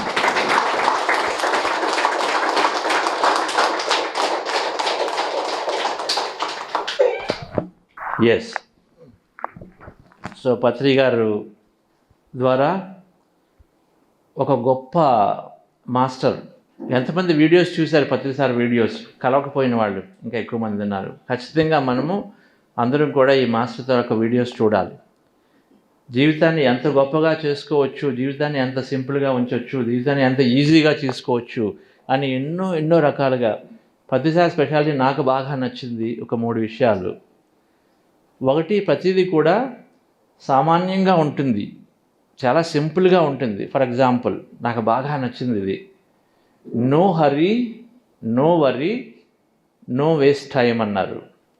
నో హరీ అంటే తొందర వద్దు, నో వరీ ఊరికనే వరీ వద్దు, కానీ నెవర్ వేస్ట్ టైం, కానీ సమయాన్ని వృధా చేయొద్దు. నో వరీ, నో హరీ, దేనికి తొందర వద్దు, దేనికి వరీ వద్దు. ఏదో రాలేదని మనకు కావాల్సింది వచ్చి తీరుతుంది. ఈరోజు కాకపోతే రేపు, లేకపోతే నెక్స్ట్ ఇయర్. హరీ పడద్దు. ఇప్పుడే కావాలని లేదు. ఏమైనా అయిపోతుందమ్మా, సపోజ్ ఉద్యోగం రావాలి మనకి 3 నెలలు, 3 నెలలు 6 నెలలు వచ్చింది అనుకో, ఏమైనా అయిపోతుందా? ఓకే, ఇంట్లో బాగా కష్టంగా ఉందనుకో, ఆ కష్టాలు ఇంకొక 3 నెలలు భరించాలి, అంతేనా? చనిపోవడం అయితే అయిపోదు కదా, ఏమంటారు? అయిపోదు కదా. ఇంకొద్దిగా ఒక 3 నెలలు 4 నెలలు అయితే ఎప్పుడైతే మనకు అవగాహన వస్తుందో ఆటోమేటిక్గా డిజాల్వ్ అయిపోతాయి. దీనిలో గొప్ప విషయం ఉంది.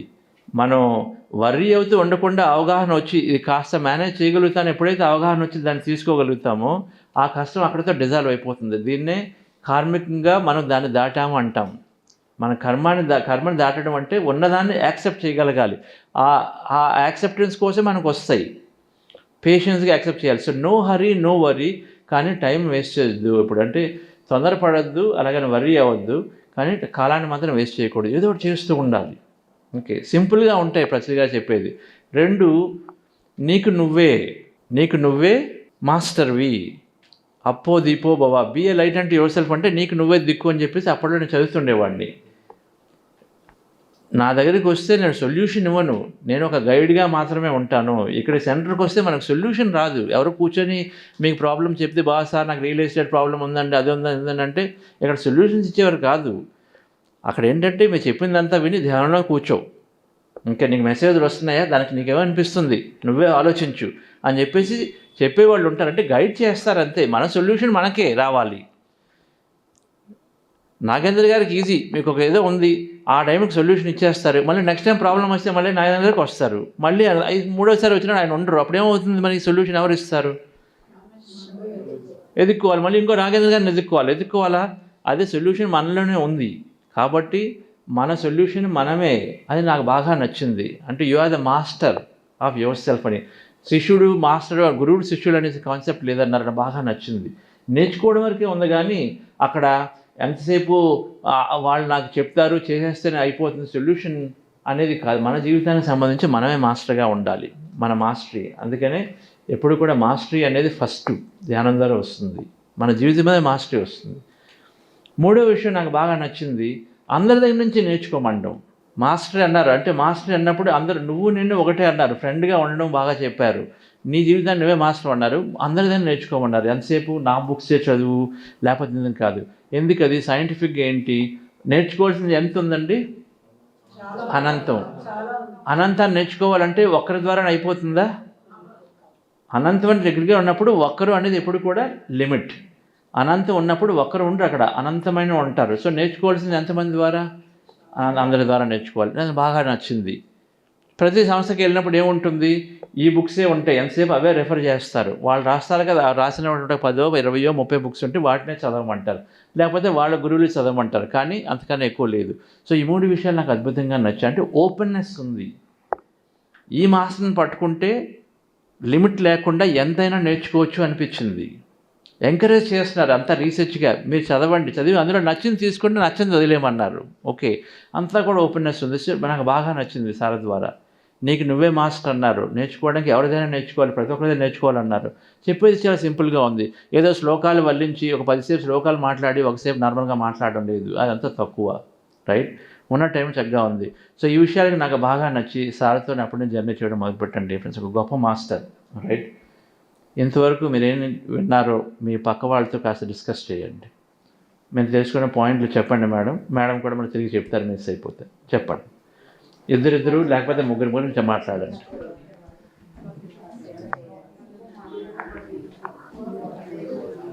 అందరూ మాట్లాడాలి.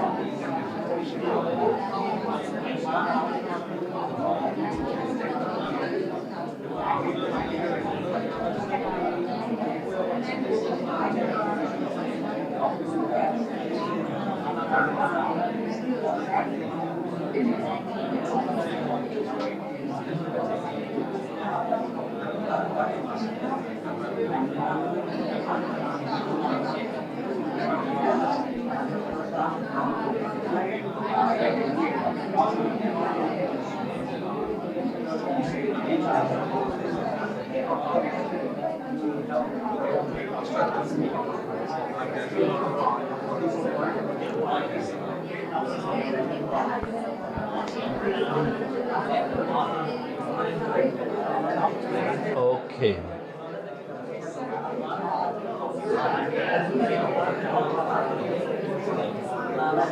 నేను చెప్పిందే మాట్లాడుతున్నారా, ఇంకేం మాట్లాడుకుంటున్నారా?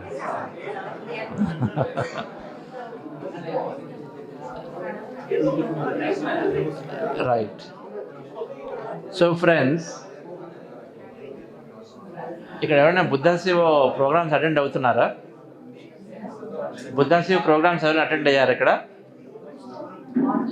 Online you attended? Okay okay. What? Right from the time we had the COVID time, you had started a 41-day Program. Yeah, Okay. 41-day meditation. It was something which I was introduced to by my childhood friend Basi Prem. Oh, doctor okay, మీ అనుభవం విందాం అయితే. Okay, very nice, will listen to you. I started during the COVID. I was introduced in 1994 by Sudyata. I'm Nandini. Oh, recently you spoke, principal garu, ex-principal. Okay, okay, nice. Now I'm continuing that. Previously I used to have breaks, right from COVID.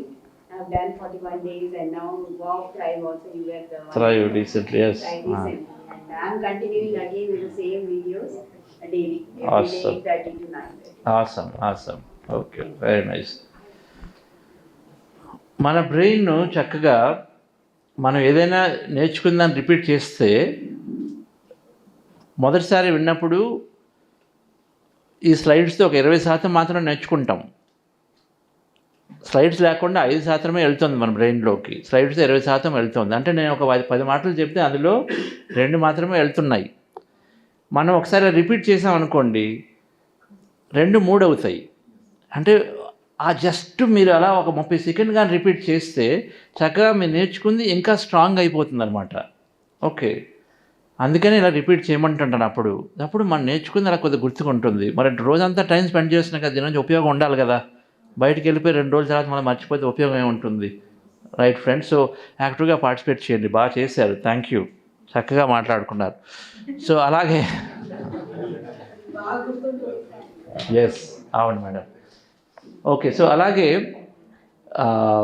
బుద్ధాశయ foundation ఏంటి ఆయన, అది ఇదా పిల్లల right మీద పక్క తీస్తావా, అవుతుందా? Okay. So అలాగే బుద్ధాశయ foundation చక్కగా ఎంతోమంది కారణమైనటువంటి మా మెంటర్స్ ఉన్నారు. కార్తికేయన్ గారని, బాలసుబ్రహ్మణ్యం గారని, ఆర్వి రమణి గారని, ఒక ఎస్టాబ్లిష్డ్ పీపుల్ ఉన్నారు. వీళ్ళందరూ కూడా ఎంతో చక్కగా మనకు చేసినందుకు వాళ్ళ గ్రాటిట్యూడ్. డాక్టర్ జీకే, మా యంగర్ బ్రదర్, నాకు ధ్యానం ఇంట్రడ్యూస్ చేసినటువంటి మొదటి మాస్టరు, అద్భుతమైన మాస్టరు. ఇక్కడ ఎంతమంది స్పిరిచువల్ టాబ్లెట్తో ఏమాత్రం కనెక్షన్లో ఉన్నారు? ఓకే, రైట్ మేడం, అందరూ ఉన్నారు, right. So pyramid valley international వెళ్ళని వాళ్ళు ఖచ్చితంగా వెళ్ళాలి. ఓకే, వెళ్ళి తీరాలి.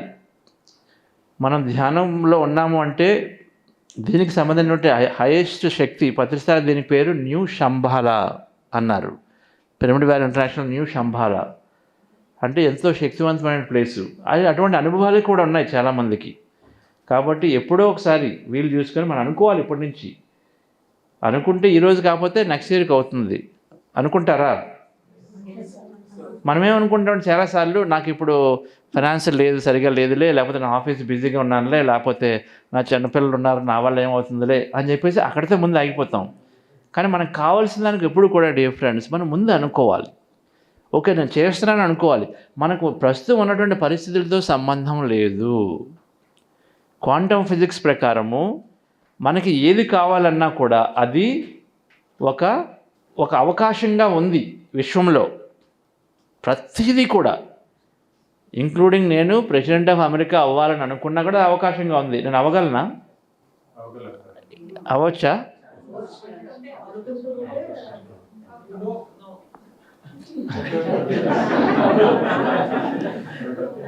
మొదట ఏమనుకుంటాం, మనం అమెరికా సిటిజన్సే కాం కదా, ఎక్కడున్నాం కదా, నా వల్ల ఏమవుతుంది అనుకుంటాం. కానీ క్వాంటమ్ శాస్త్రం ప్రకారము మనం ఎన్నో రకాలుగా చూసాం. ఎన్నో మ్యాజికల్గా అంటే మిరాకిల్స్ అవి చూసాం కదా. మిరాకిల్స్ చూసినప్పుడు ఒక మాస్టర్ ఇలాగ అనగానే ఎన్నో ఒక అద్భుతాలు జరిగి వాళ్ళ శరీరం కూడా పూర్తిగా బాగైనట్టు చూసాం కదా. అలా మిరాకిల్స్ ఎన్నో చూసినప్పుడు ఇది కూడా అయ్యే అవకాశం ఉందా? సపోజ్ చెప్తా మీకు ఎలాగ అవకాశం ఉందో. అమెరికా పార్లమెంట్లో అక్కడ మెయిన్ ఆ ప్రెసిడెంట్కి వీటో చేసి ఒక బిల్లు తీసుకొచ్చే అవకాశం ఉంది. ఆయన ఫస్ట్గా ఆయనకు ఒక మంచి డ్రీమ్ రావచ్చు. డ్రీమ్లో ముందు ఈ ఇండియా నుంచి ఎవరిని వచ్చినా కూడా మీరు ప్రెసిడెంట్గా చేయడానికి అలౌ చేయండి అని రావచ్చు. ఆయన రాసేస్తాడు. అయ్యే అవకాశం ఉందా? చాలామంది ఒక డ్రీమ్ వస్తే ఆ డ్రీమ్లో లోబడి చేస్తున్నారు కదా పనులు. ఎంతోమంది డెసిషన్స్ తీసుకుంటున్నారు కదా, భయంతోటో భక్తితోటో అది చేస్తున్నారు. ఓకే, అలా చేసిన తర్వాత ఇలాగే ఎన్నో రకాలుగా అక్కడ చుట్టుపక్కల ఎన్వైరన్మెంట్ తయారయ్యి మనకు తెలియకుండా కూడా మన అయ్యే అవకాశం ఉంది. అది మనం చాలాసార్లు మనము చూస్తున్నాం కూడా. మీరు ఊహిస్తారు, మీ కంపెనీలో ఒక పర్సన్ సడన్గా ఒక పెద్ద పొజిషన్లోకి వెళ్ళిపోతాడు. వెళ్ళిపోయినప్పుడు ఈయన ఇక్కడ ఉన్నాడా, ఎలాగైంది అనుకుంటాము. ఎందుకంటే అది అనుకుంటే అది మాత్రం దాని మీద మనం దృష్టి పెడితే జరుగుతుంది. ఈరోజు కాకపోతే 10 సంవత్సరాల తర్వాత. ఓకే, నిన్నే చెప్తున్నారు సాయి సాగర్ అని చెప్పేసి ప్రిమిల్ వ్యాలీ మేనేజింగ్ ట్రస్టీ. ఆయన ఒక 10 years ago, అంటే ఇప్పుడు ఆయన 50కి రాకముందు 10 years ago అనుకున్నారట, నేను 50 సంవత్సరాల కల్లా రిటైర్ అయిపోవాలి మొదటి నుంచి అనుకున్నాను. కానీ ఆయన చుట్టుపక్కల ఉన్న వాళ్ళు మీకున్నటువంటి ఫైనాన్షియల్ స్టేటస్కి మీకు ఇలాగ ఈ లక్ష్యాలు కావాలంటే అన్నీ ప్లాన్ చేసుకొని మీకు 56 వచ్చే వరకు కూడా అవ్వదు. ఎందుకంటే ఆయనకు ఒక రిక్వైర్మెంట్స్ ఉన్నాయి. నేను రిటైర్ అయిపోతాను 50 కల్లాను, నాకు దానికి సంబంధించి ఇన్ని డబ్బులు లేకపోతే ఈ స్థితిలో ఉండాలనుకున్నారు అంతే. కానీ అప్పటికున్నటువంటి ఎవరైతే ఆయనకి హెల్ప్ చేస్తున్నారో మీకున్నటువంటి శాలరీలు మీకున్నటువంటి సిచ్యువేషన్ బట్టి మీకు 56 కూడా అవ్వదనుకున్నారు. కానీ ఈయన మాత్రం అనుకున్నారట నేను 50 కల్లా అయిపోవాలని చెప్పేసి. అది తెలియదు ఎలాగవచ్చదు. కానీ ఆయన చూసుకుంటే ఏ రోజైతే రిజైన్ చేశారో చూసుకుంటే అప్పుడు 50 సంవత్సరాలు మాత్రమే ఆయనకి. ఆయన 50 సంవత్సరాలు రిజైన్ చేశారు. మొదట 10 సంవత్సరాల క్రితం అనుకున్నారు నేను అవ్వాలని విషయం వచ్చింది. ఓకే, కానీ మనం సిచ్యువేషన్లో ఎలా అనుకుంటామంటే మనకున్నటువంటి గ్రోత్ని బట్టి ఒక 56, 58, 60 అని చెప్తున్నారు అందరూ. కానీ తెలియకుండా అన్నీ రకాలుగా కలిసి వచ్చి మనం అనుకుంటా అంటే అనుకున్నవన్నీ జరుగుతూ ఉండి తెలియని విషయంగా ఎన్నో జరుగుతూ ఆయనకి ప్రమోషన్లు వచ్చి ఆయనకి సడన్గా మనీ విండ్ఫాల్ వచ్చి సడన్గా కొన్ని ప్రాబ్లమ్స్ ఏమైనా అటువంటి రిజాల్వ్ అయిపోయి చక్కగా ఆ 50 కల్లా ఆయన రిటైర్ అవడం అంటే తీసుకొచ్చి చక్కగా పూర్తిగా ఫుల్ టైం సర్వీస్ చేస్తున్నారు. ఓకే, అనుకుంటే ఖచ్చితంగా జరుగుతుంది, రైట్? అది మనం దాని మీద అనుకోవాలి ముందు, అంటే ఎటువంటి డౌట్ లేకుండా అనుకోవాలి, డౌట్ తీస్తూ ఉండాలి, రైట్? సో డియర్ ఫ్రెండ్స్, ఒక చిన్న ఎక్స్పెరిమెంట్ చేశారు. ఇప్పుడు ఆస్మా పేషెంట్స్ తీసుకొని వాళ్ళకి ఇన్హేలర్స్ ఇచ్చి ఒక హాస్పిటల్ ఏంటంటే రీసెర్చ్ చేస్తుంది. ఈ ఆస్మా పేషెంట్స్కి వాళ్ళ దగ్గర ఒక మందు ఉంది, ఆ మందుని ఎలాగ పనిచేస్తుందో చూడడం కోసం చెప్పేసి ఒక రీసెర్చ్ అనమాట. సో వాళ్ళ ఆస్మా పేషెంట్స్ తీసుకొని వాళ్ళకి ఒక ఇన్హేలర్ ఇచ్చి ఆ ఇన్హేలర్లో వేపర్ అంటే ఆవిరిని పెట్టారు. జస్ట్ నీరు ఆవిరిని పెట్టి అందులో పెట్టి దాన్ని ఇన్హేల్ చేయమని చెప్తూ, అయితే ఇందులో మీ ఆస్మాని ఏదైతే ప్రేరేపిస్తుందో అటువంటి కెమికల్ ఉంది, మీరు తీసుకోండి, మేము రీసెర్చ్ చేస్తున్నాం కదా, ఒకవేళ మీకైనా ఆస్మా పెరిగితే వెంటనే మేము మందు ఇస్తామండి, నో ప్రాబ్లం. అందుకని వాళ్ళు రీసెర్చ్గా వచ్చారు, వాళ్ళకి ఆ పరిశోధన చేయాలి, అప్పుడు ఆ మందు ఇస్తే తగ్గుతుందో లేదో విషయం అనమాట. సో వాళ్ళు చెప్తారు, ఇప్పుడు మామూలుగా ఉన్నారు పేషెంట్లు, వాళ్ళకి ఆస్మా కండిషన్ రావాలి కదా వాళ్ళ మందు ఇవ్వాలంటే, సో అందుకని మాకు ఇన్హేల్ ఇచ్చారు. అందులో పెట్టింది ఆస్మాకి సంబంధించిన మందు పెట్టలా, ఓన్లీ ఆవిరినే పెట్టారు. కానీ ఇందులో మందు పెట్టాము, మీరు పీల్చండి, ఆటోమేటిక్గా మీకు ఆస్మా పెరుగుతుందని చెప్పారు. పీల్చగానే వాళ్ళకి ఆస్మా పెరగడం మొదలుపెట్టింది. వాళ్ళు దేన్ని పిలుస్తున్నారు? ఆవిరిని మాత్రమే పిలుస్తున్నారు. కానీ వాళ్ళకి ఏమని చెప్పారు? మందు ఉంది, దీనివల్ల మీకు ఖచ్చితంగా ఆస్మా వస్తుందని చెప్పారు. కానీ వాళ్ళు పీల్చడం మొదలు పెడితే ఆస్మా కూడా రావడం మొదలుపెట్టింది. ఎంతవరకు వచ్చిందట? 10 మందిలో 3 నుంచి 4కి చాలా సీరియస్ కండిషన్ కూడా అయిపోయింది. సీరియస్ కండిషన్ అయిపోయిందంటే మళ్ళీ ఇమీడియట్గా వాళ్ళకి మెడికేషన్ ఇవ్వాలి, అన్ని రకాలు చేయాలి. అంటే అంతగా బిలీవ్ అయిపోయింది. అంటే ఒక చెప్పిన మాట ఎవరు చెప్పారు? ఇది ఆ మెడికల్ హాస్పిటల్లో ఉన్నటువంటి ఒక నర్సో డాక్టర్ చెప్తే పూర్తిగా నమ్మడం ద్వారా అక్కడ మందు లేకపోయినా మందు అని నమ్మి ఆటోమేటిక్గా కండిషను వాళ్ళకి వచ్చింది. రివర్స్ కూడా చేశారు. రివర్స్ ఏం చేశారు ఈసారి? అందులో నిజంగా మందు పెట్టారు. ఓకే, ఇప్పుడు వచ్చిన వాళ్ళకి నిజంగా మందు పెట్టి, ఓకే ఇప్పుడు నేను మీకు మంచి ఆవిరి దీనిలో అన్ని రకాలు కలిపి ఇస్తున్నాను, మీరు దీన్ని పీల్చండి, ఖచ్చితంగా తగ్గిపోతుంది అన్నారు. రివర్స్ వెంటనే అది తగ్గిపోవడం మొదలుపెట్టింది. మనం ఏమనుకుంటాం? మందు వేస్తే పెరుగుతుంది, మందు తీసి నిజంగా పెడితే ఆవిరి పెడితే తగ్గుతుంది అనుకున్నది ఎగ్జాక్ట్గా ఆపోజిట్ అయింది. మందుతో సంబంధం లేదు. ఆవిరిని ఇచ్చినప్పుడు మందు అని చెప్తే పెరిగినప్పుడు వాళ్ళకి మందు ఇవ్వాలి కదా. అప్పుడేం చేశారు? మందుని పెట్టి ఆ ఇన్హేలర్లో ఇది ఆవిరే, మీరు పీల్చండి, ఆటోమేటిక్గా తగ్గిపోతుంది అన్నప్పుడు తగ్గిపోయింది. రైట్. సో చూడండి ఫ్రెండ్స్, ఇక్కడ దేనివల్ల అవుతుంది ఇది? మనం ఏదైతే మనం నమ్ముతున్నామో దాని మీద ఉంది, కానీ యాక్చువల్గా ఆ దేహంలోకి వెళ్ళే కెమికల్ మీద కాదు. ఓకే, దాన్ని మనం ఏదైతే నమ్ముతున్నామో, ఇప్పుడు ఒక డాక్టర్ చెప్తే మనం అనుమానిస్తామా? మీరు హాస్పిటల్కి వెళ్తారు, డాక్టర్ ఏదో రాస్తారు, అప్పుడు అనుమానిస్తారు, ఏదో ఇస్తున్నాడు ట్యాబ్లెట్టా కాదని అనుమానిస్తారు. ఎవరైనాను పక్కన వేసుకుంటాము, రైట్? సో అది జరిగింది ఇక్కడ. ఎప్పుడైతే మనము ఎటువంటి సందేహం లేకుండా, అనుమానం అనేది లేకుండా మనం నమ్ముతున్నామో పూర్తిగా, అక్కడ వెంటనే కూడా బాడీ ఇమ్మీడియట్గా రెస్పాండ్ అయ్యే అవకాశం ఉంది. ఓకే, దీన్నే ఇప్పుడు ఎపిజెనెటిక్స్ అనే కాన్సెప్ట్లో తీసుకుంది. ఓకే, సో ఆ విధంగా డిఫరెన్స్ మనం నమ్మింది అవుతుంది, మన ఆలోచనలు మనం ఏ విధంగా మన జీవితం గురించి నమ్ముతున్నామో అవి జరుగుతున్నాయని అర్థం చేసుకోవాలి. ఓకే, దీన్ని ప్లసీబో ఎఫెక్ట్ అంటారు. ప్లసీబో ఎఫెక్ట్ అంటే మనం ఏది ఊహిస్తే ఏది నమ్మితే అది అలా జరుగుతూ ఉంటుంది. ఇది మెడికల్లో వాడతారు రెగ్యులర్గా, మెడికల్ రీసెర్చ్లో మందులు ఎస్పెషల్లీ తయారు చేయడంలో ఈ కాన్సెప్ట్ని వాడతారు. కాకపోతే ఇంకా డాక్టర్స్ వరకు అది తెలియక, మందులు తయారు చేసే కంపెనీలకు తెలుసు కానీ డాక్టర్ దగ్గరికి వచ్చేసరికి లేదు. అయితే చాలామంది వాళ్ళ యొక్క హీలింగ్ ఏదైనా డాక్టర్ దగ్గరికి వెళ్ళినప్పుడు వాళ్ళకి ఎందుకు తీరిపోతుంది అంటే ఇలా నమ్ముతున్నారు కాబట్టి తీరిపోతుంది అంటారు. మందుల వల్ల అయి ఉండకపోవచ్చు కానీ జస్ట్ నమ్మడం మాకు తెలిసింది. ఆ చేతి వ్రాత బాగుంటుంది, ఆ డాక్టర్ దగ్గరికి వెళ్తే అయిపోతుంది అనేది ఉంది కదా మనలోని, ఎందుకంటే నమ్మకం ఉంది కాబట్టి హస్తవాసి అంటాము, రైట్? సో డియర్ ఫ్రెండ్స్, దాన్ని మనం చక్కగా మన జీవితం మీద అప్లై చేసుకోవాలి. ధ్యానం అనేది అనుమానం లేకుండా, సందేహాలు లేకుండా మనం ఏదైనా నమ్మిన దాన్ని పూర్తిగా నమ్మడానికి ఉపయోగపడుతుంది ధ్యానం. లేదనుకోండి ఎంతసేపు అవతల వాళ్ళు యువతల వాళ్ళు ఏదో చదువుతాం, ఎంత చదవగానే అలా అనుకుంటే అయిపోతుందా అని చెప్పేసి మనము ఈ అనుమానంతో లేకపోతే ఉంటాం. ధ్యానం అటువంటివన్నీ తీసేస్తుంది. ఒక మంచి విషయాలు నేర్చుకున్నప్పుడు దాని మీద పూర్తిగా నమ్మేటట్టు చేయగలడానికి ధ్యానం బాగా తోడ్పడుతుంది.